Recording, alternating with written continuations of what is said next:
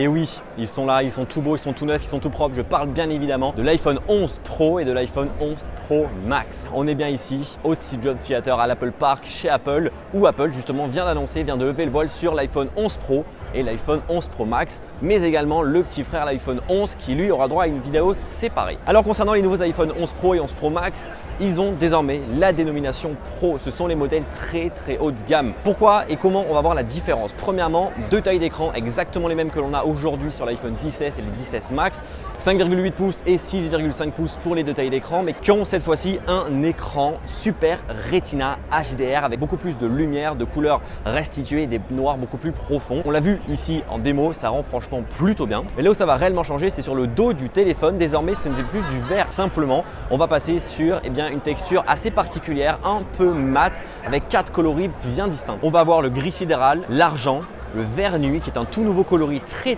joli, et enfin le or très classique mais très sympa. Du coup l'arrière maintenant n'est plus comme avant, c'est plus du vert, c'est cet effet mat un peu très joli au toucher. Alors ça prend un peu les traces de doigts mais beaucoup moins que le vert, et ça c'est plutôt cool.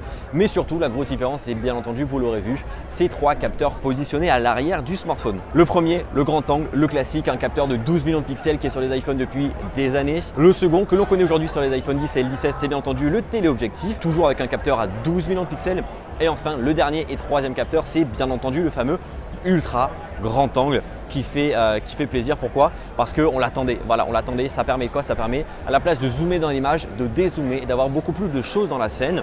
Cette fois-ci on aura une distance focale de 13 mm avec un champ de vision à 120 degrés, ce qui permet d'avoir des paysages, des scènes, plein de choses ultra jolies. Je l'ai testé ici et franchement ça fait ultra plaisir enfin de l'avoir. Mais ce n'est pas tout, Apple a également rajouté dans ses iPhone 11 Pro et 11 Pro Max le mode nuit. Qu'est-ce que c'est que le mode nuit? C'est la possibilité de pouvoir en pleine nuit justement faire des photos de bien meilleure qualité avec beaucoup plus de lumière sans le flash. Et ça franchement, ça manquait à l'iPhone. C'était l'un des seuls smartphones aujourd'hui qui ne le proposait pas et désormais c'est possible. Alors ça, on adore. Nouveauté concernant le mode portrait maintenant, que ce soit à l'avant ou à l'arrière, on aura la possibilité de faire du mode portrait en monochrome très sympathique. Également façade avant, une nouveauté, c'est l'apparition du slow motion et Apple appelle ça justement le slow fizz, la possibilité de faire des selfies en slow motion. Les rumeurs le prédisaient, oui, il n'y a plus de 3D Touch à l'intérieur de ces nouveaux iPhones. Maintenant, place à Haptic Touch. On était habitué de cette Haptic Touch sur les iPhone 10R de l'année dernière. Maintenant, ça fait l'apparition sur les iPhones les plus haut de gamme, les iPhone 11 Pro et 11 Pro Max. Est-ce qu'il y a une réelle différence à l'utilisation? Vraiment pas, je l'ai testé, il n'y a rien qui change. Niveau puissance, une puce A13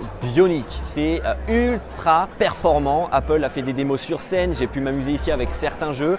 C'est ultra performant, ça ne lag pas du tout, mais après en soi, on ne va pas se le cacher, la puce A12 Bionic qui est aujourd'hui sur les iPhone 10S et 10S Max est largement suffisante, mais qui peut le plus peut le moins, donc c'est bien entendu bon à prendre. Ce fameux processeur A13 permettra une grosse nouveauté, c'est d'avoir plus de batterie sur ces nouveaux iPhones, jusqu'à 4 heures de plus pour l'iPhone 11 Pro et jusqu'à 5 heures de plus que son prédécesseur, donc l'iPhone 10S Max, pour le 11 Pro Max, et ça franchement c'est pas négligeable. Sans compter le fait que enfin dans la boîte on a un chargeur 18 watts qui est fourni pour pouvoir faire de la recharge rapide. C'est exactement le même chargeur que l'on avait dans la boîte des iPad Pro nouvelle version qui sont sortis fin 2018. Du côté de Face ID, l'encoche ne bouge pas, par contre Face ID évolue. On a un Face ID 30% plus puissant et plus rapide, et surtout Face ID sera enfin capable d'être déverrouillé quand l'iPhone sera posé à plat avec des angles beaucoup plus obtus ou aigus, ça dépend de l'utilisation. En soi, ces nouveaux iPhone 11 Pro et 11 Pro Max, on en réellement sur le capot. Apple a réellement mis l'accent sur ces nouveaux téléphones sur la partie photo, et c'est aujourd'hui ce qui manquait, on va pas se le cacher, à l'iPhone, c'était sa partie photo. On n'avait pas de mode nuit, on n'avait pas d'ultra grand angle, on n'avait pas de réelle capacité vidéographique et photographique pour pouvoir s'amuser. C'est désormais le cas et ça fait plaisir. On va s'amuser bien entendu avec ces iPhones dès leur sortie le 20 septembre prochain en France. Et concernant les prix, bien entendu, on va pas s'en cacher, c'est élevé. Pour l'iPhone 11 Pro, c'est 1159 € en entrée de gamme. Le 11 Pro Max, quant à lui, démarre à 1259 €. Donc voilà ce qu'on pouvait dire rapidement sur ces nouveaux iPhones qui vont arriver très bientôt sur la chaîne YouTube en test. C'était juste une première prise en main. N'hésitez pas bien entendu à lâcher votre gros pouce bleu dans la barre des pouces bleus pour cette exclu comme ça, d'être ici en Californie pour prendre en main les smartphones. N'hésitez pas à me dire qu'est-ce que vous en pensez en commentaire. Et puis quant à nous, on se retrouve dans une prochaine vidéo bien entendu pour parler des iPhone 11 qui eux sont tout en couleur mais pas non moins intéressants. Allez, à très vite, bye bye.